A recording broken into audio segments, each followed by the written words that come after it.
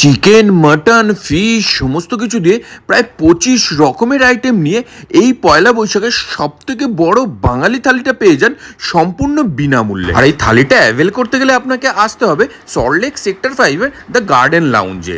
এই পয়লা বৈশাখ উপলক্ষে এখানে এই থালিটা ছাড়াও থাকছে আরও বিভিন্ন রকমের আইটেম। এই থালিটা যদি আপনি ২০ মিনিটে শেষ করতে পারেন তাহলে আপনাকে একটা পয়সাও দিতে হবে না। আর যদি না পারেন তাহলে কিন্তু দুজনে শেয়ার করে ওই থালিটা খেতে পারেন।